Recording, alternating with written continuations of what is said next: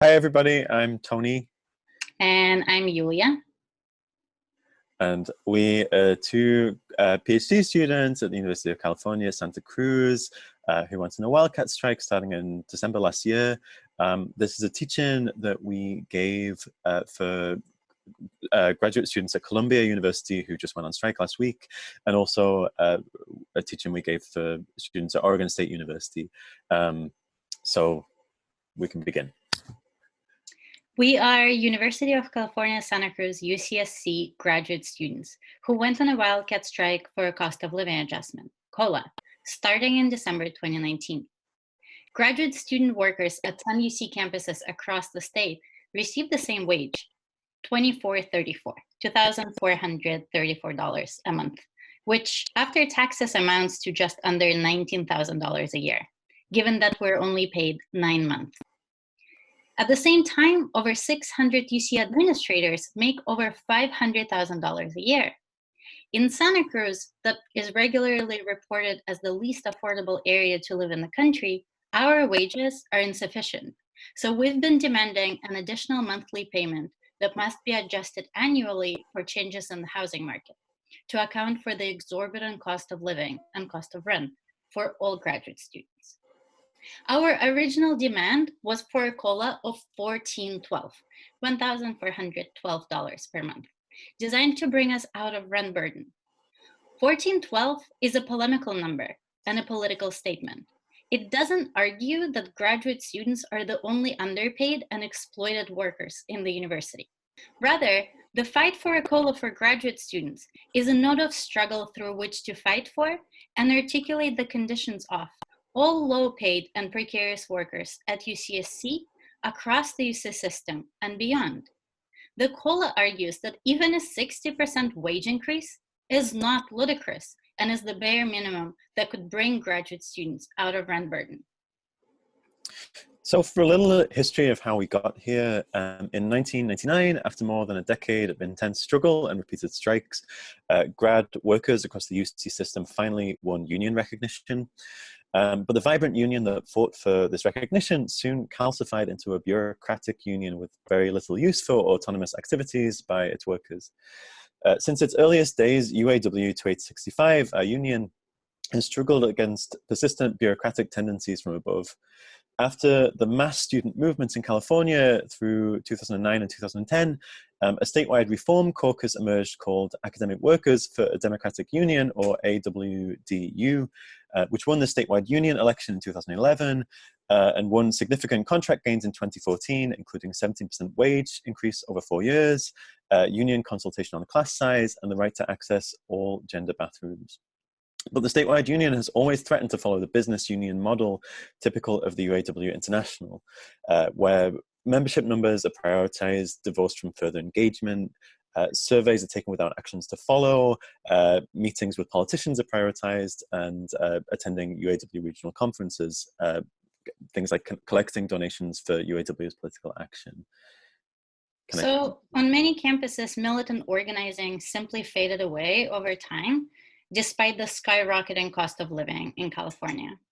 In 2018, UAW Local 2865, representing student workers across all University of California campuses, settled for a contract that UCSC membership overwhelmingly voted against, feeling threatened by the Janus versus AFSCME decision. The 3% annual wage increase guaranteed by the contract fell far short of dealing with the cost of living in Santa Cruz. The caucus and power of UW 2865 had become bureaucratic and disconnected from membership. We were and still are unable to email our membership without going through the executive board. Campus staff were completely cut, so to this day we have no paid organizers, and the union's political organizing plan centered around increasing membership numbers and building an environment more favorable to unions by lobbying Democratic Party politicians. So facing a union that seemed disconnected from social movements and incapable of defending and improving the lives of its members, organizers at Santa Cruz turned to a campus-specific cost of living adjustment campaign. Organizers took up strategic roles in the graduate student government in order to be able to access resources but with a clear understanding that the student government was a means to an end, that any kind of collaboration with university administration was not a part of our strategy. The lack of union intervention or involvement on our campus actually had an energizing effect on organizing, as grads were able to articulate their needs and demands without them being dictated from above. Despite a no-strike clause in the collective bargaining agreement, student workers voted in December to withhold their labor to win their demands. While union organizers and officers on our campus initiated the call demand, the call to strike, that is to go on a grading strike, was originally made by rank and file grad workers on an email chain. And this sort of action organizers at UCSC had to catch up with. After this, we held a strike vote where around 400 stated a willingness to strike immediately. We called a general assembly with hundreds in the room, around 150 attending on Zoom. After we held the strike vote, all but one of the union officers resigned from their positions so as to avoid it appearing that the union sanctioned the strike, and also for those organizers to commit to building rank and file power. So on December 9th last year, grads went on a grading strike, meaning we would do all of the work of grading papers, but leave out the hours work of submitting the grades. As many of us left town for the holidays for winter break, only a week after we called the strike, much of the organizing was done digitally. Overnight, we built a COLA website, wrote an FAQ for students whose grades would be withheld with live updates to reflect new information. We composed a how to strike guide for graduate students. We reached out to the Office of the Registrar, Financial Aid, Athletics Office, thus ensuring that students with withheld grades would not be adversely affected. Others printed out and distributed hundreds of flyers on campus, outside of every major exam hall, on buses, and in the dining halls. Others worked with faculty to circulate a faculty petition in support of COLA.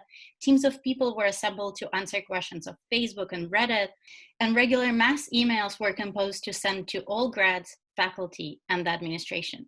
We organized a media outreach team, and we couldn't have done organizing on that scale that we had done without the networks and online infrastructure that we had already built, including a Signal group chat, our social media channels, and the ability to email all grads, for which we had to scrape all of the emails because we didn't have access to them otherwise. We set up a strike fund, which ended up getting over $280,000. On day one of the strike, a semi-autonomous group called COLA for All, led primarily by students of color, announced themselves. Through coalition building and direct action, COLA for All expanded the COLA struggle and began to imagine what a COLA would look like for workers, staff, and undergraduate students. So as the strike grew and our group chat on the Signal app became increasingly unwieldy, we saw the need to organize committees. So we formed committees around faculty outreach, undergraduate impact, international students, and social media, each with bottom line is to delegate tasks and welcome in new members. Additionally, we created a team of department level organizers who were responsible for keeping their departments informed on developments in interdepartmental organizing, who would call departmental town halls and share creative strategies emerging from organizing across the campus.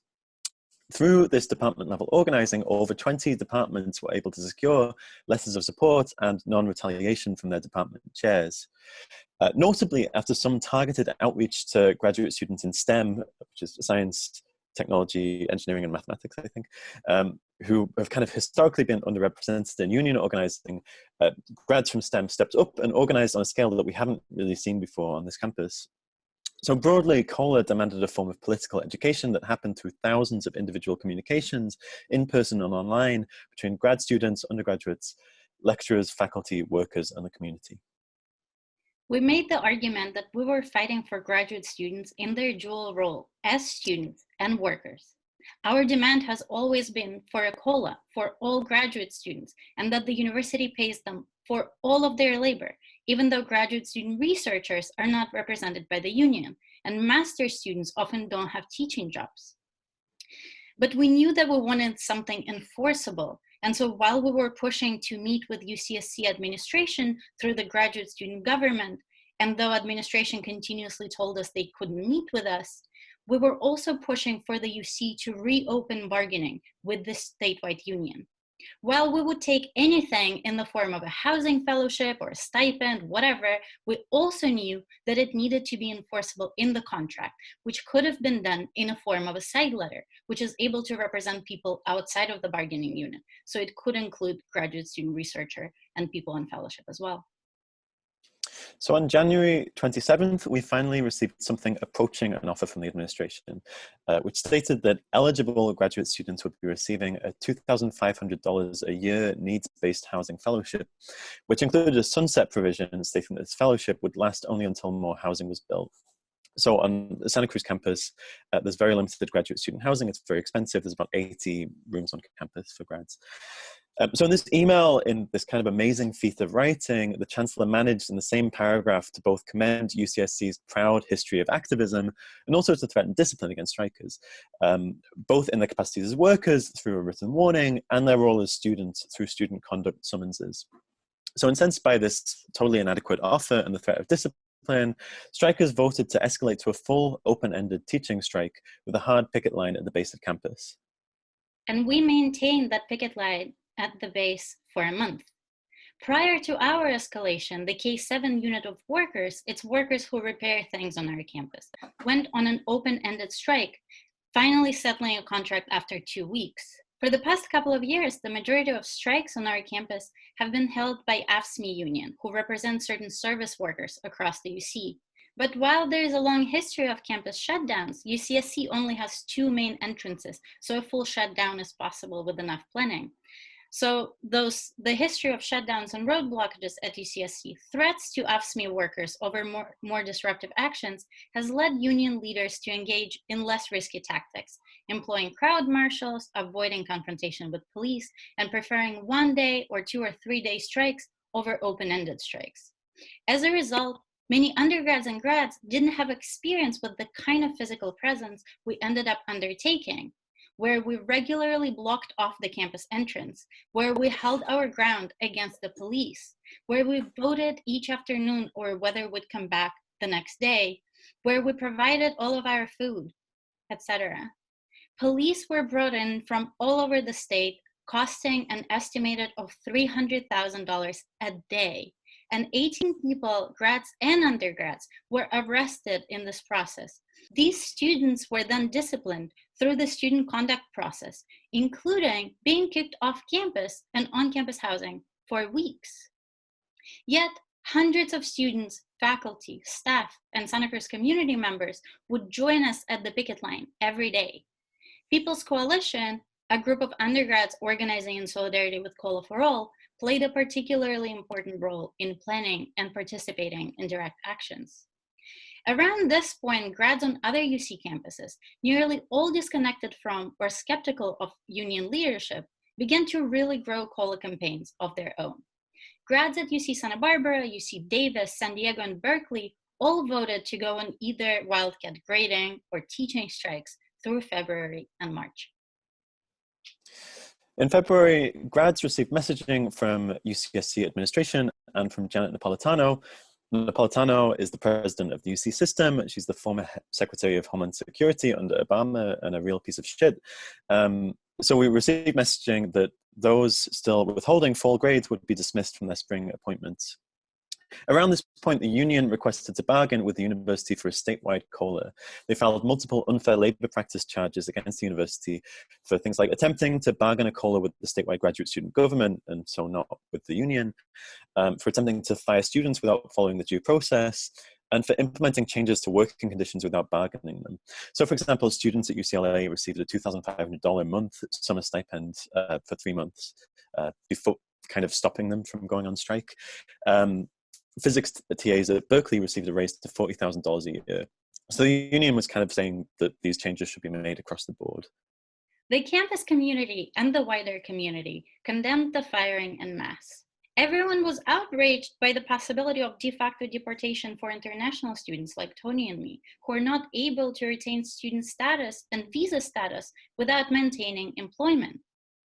Faculty organizers helped grads find alternative sources of funding for spring, besides what we could support through the strike fund. We were building to win back these positions and get reinstated and win a COLA through settlements to the growing strikes across the state, and then everything got shut down with the COVID pandemic. The Wildcat was weakened as grads at other campuses feared facing discipline in a crisis. Faculty panicked to get winter grades in order to avoid added difficulty. Many of them scabbed. And the final straw at UCSC was when Faculty Senate and the registrar agreed to change all of the missing grades to Ps, or passes, effectively undermining our strike. But our movement has never been synonymous with any single course of action.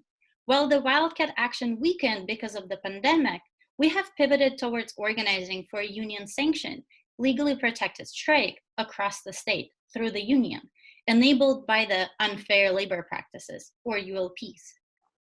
So the ULP strike isn't the opposite of a Wildcat strike. It's a clear victory of the Wildcat strike that we even have this on the table. Both forms of strike, nothing without the power of the rank and file. Our union leadership is cautious in its political outlook, and they only become action-oriented when pushed from below, when union members muster up strike readiness in large numbers. Otherwise, we know that they're going to hesitate and postpone and allow the remaining weeks of spring quarter to pass by and head into a summer of negotiation. But this gives us an opportunity to strike with thousands of other workers rather than the hundreds who were striking previously.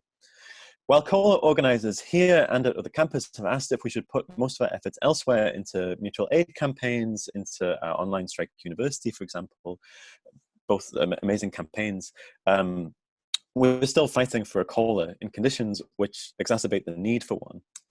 We know the university might take the crisis to try to implement the most drastic, awful measures. We have to fight through this crisis to build the university that we want. So through our experience, we've articulated a few so-called lessons from the Wildcat that we're going to offer. And these are polemical suggestions, but they do speak to our experience organizing this Wildcat strike.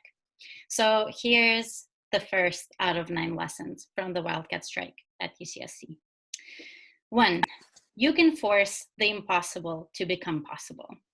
We were originally told that the administration could not meet with us while we were on a Wildcat strike, before they could. We heard that the statewide union would not support striking graduate students and push to reopen the contract, before they did. STEM departments went on strike, organized together, and engaged in direct action when we had always been told we could only organize in humanities, social sciences, and the arts. In the context of yearly declining numbers at other strikes and campus actions, with funding slashed from union events and organizers, the COLA movement appeared out of conditions in which we were supposed to flounder.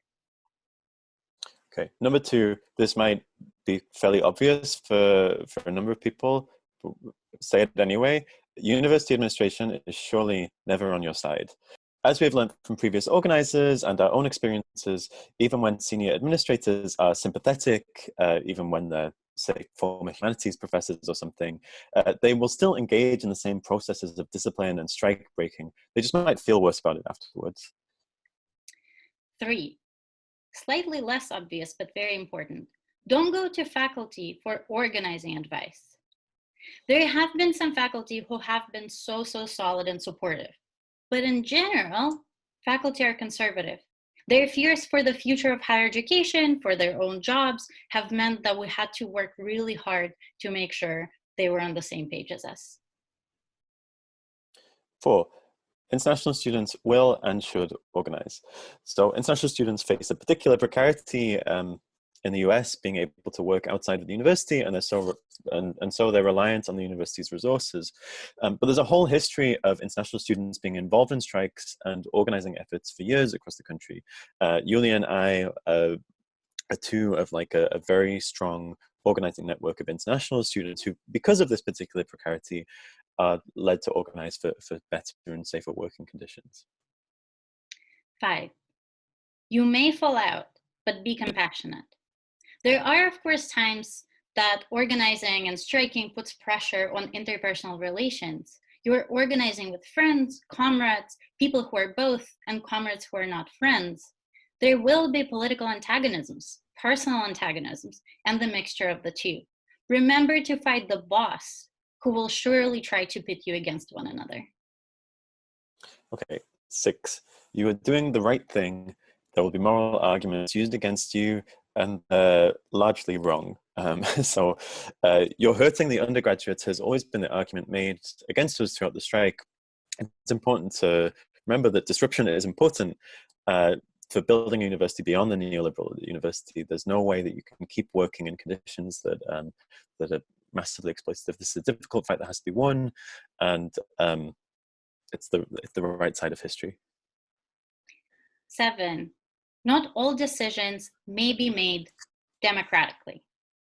While we didn't have leaders who single-handedly made any decisions, not everything was put to a poll or vote to all graduate students. Often decisions were made at general assemblies. A group of core organizers was accused on numerous occasions of being undemocratic when we weren't able to include the voices of every grad students. So to avoid or limit that, what we suggest is have a conversation about decision-making early on, and try to have clarity on what needs to be voted on and how those votes should be interpreted. So talk to some social scientists.